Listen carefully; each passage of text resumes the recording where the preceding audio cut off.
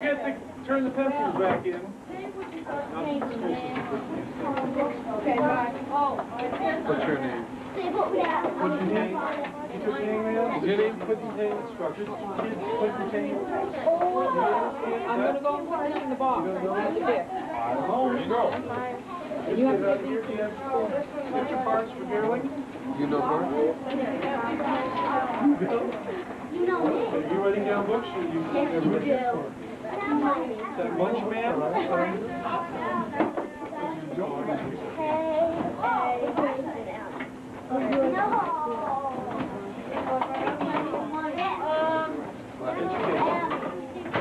Were you here for the whole time? No. Lee and Kyle. Do I have everyone slip? I hope I have everyone slip. What trip? Triple short.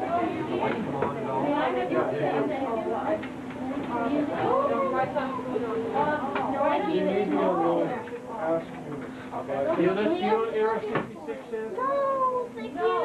Picture parts. Well, this is one of those hardly worth taking home instruction books, but they... You think it's a... It's a...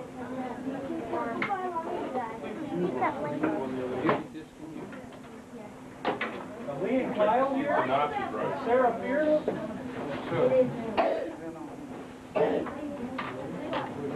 Oh, yes, Check it out. No, I'm going to find my silly daughters and see if they check out.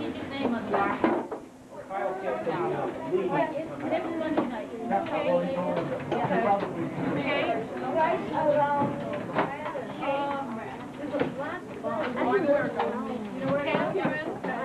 No, don't. I was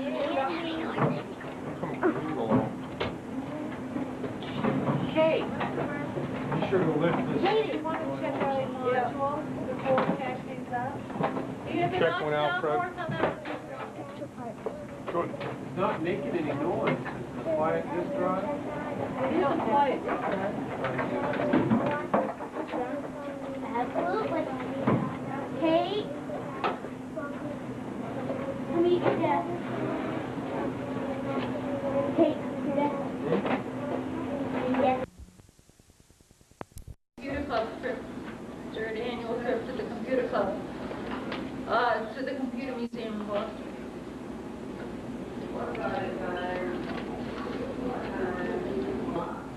Yes, it does have sound.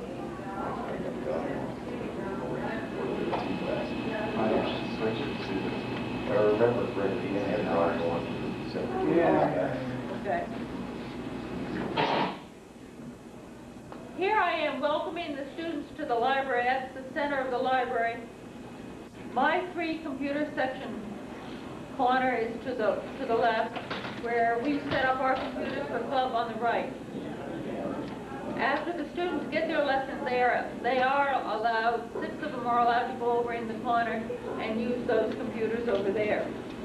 That happens to be Jill showing me a Boston skyline picture drawn by a computer from the computer museum. This is how the library looks before we set up our carts. Tables and chairs need to be moved.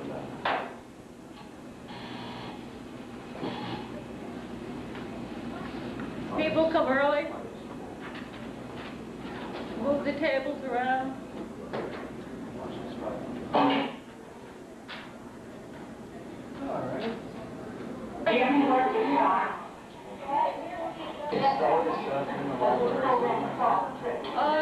Yes, what we did was purchase a metal cabinet that we keep up. So we have all our TI equipment there. Like modules, spare modulators, and extension cords.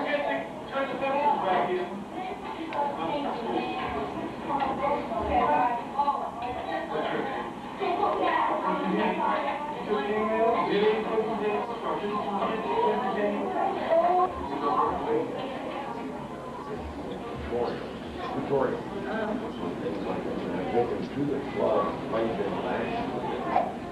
Then I had things at my house that ran this because I was paid for transfer to the club. So I made the tutorial of my own. take it and play it for them. So they get to see what What's actually see on what the a screen. RAM disk and what things can Right, so go. on the screen, you know, give it like, give for them music, different versions, different renditions, which would be quite time consuming at a meeting. If they're on the tape, it's like and it really works out because actually see what's happening on the computer. You don't have to wait for the disk to load, so it's out there instantly. Right. The only drawback to showing them my tape is that they don't have hands on the computer. And this is what they like. I have shown them like a video of the computer museum, and that was a 20-25-minute tape. And that's about as long as they're willing to sit and watch the VCR with knowing that there are computers behind them that they could be using. So I don't mind showing them, having them pull the house because I have a bulletin board, and showing them some telecommunications. And I'm on the school board, so I can't get paid for teacher workshops. But the principal said, if you do a teacher workshop, I'll run a phone line over to your corner of the computer, and you can hook up a modem. So now I can show groups of students how to use modem, and where I've got a bulletin board at the house, they can log onto my bulletin board. And I have a joke section on there and tell a story. They can leave messages back and forth to one another. So although they don't have a modem at home, they're at least getting some exposure to a modem that way. You know, each one of the monitors have their station. Stuff could be different with VCR also. Let's say that you show that, like tutorial, like I said, prior to demonstration on actual hands-on use, and then just simply turn the computer on left or right. And let them go to town. That's right. That would be good. Because it would be very hard to look that up all together. Card and everything else. All you need is your cable. You know, your cable would be going from one VCR to 10 or 20 of them if you want it. Right. Yes.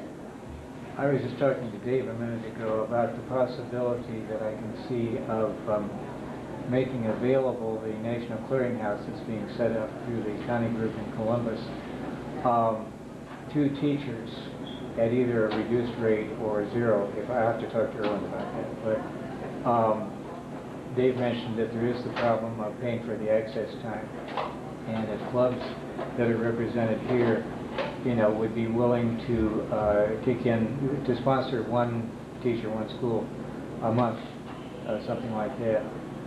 Your connect time wouldn't probably be that long, but I was thinking that there could be a section on the hard drive just for educational materials, so that these good things that you're doing and the things the other teachers are doing could be exchanged and everyone would benefit. Does that sound like a good idea to you? That sounds like a good idea. I could upload because I have a modem, but and I'll put down. But I don't know how many other TI teachers are out in the area. A lot. There are. There are, my personal experience is within the group that I participated in, we had at least a half a dozen teachers, and each teacher had outfitted the classroom with I wrote to the State Department of Education in Maine to find out how many schools had TIs. And they wrote back about 6 from their inventory, and I wrote to all 6 to see how they were using them, and I heard from one school. There is a 7th, 8th grade teacher who has 11 of them set up in his classroom. But also someone from that same district said they have 30 in the closet, being replaced by apples. You asked for them to send it, right? That's my next step. Yeah. Sounds to me like you know, only 60 minutes. Yeah. And I wrote to the teacher who has 11 in his classroom. He didn't even know TI Writer was on disk. I mean, he didn't realize they were making new software and hardware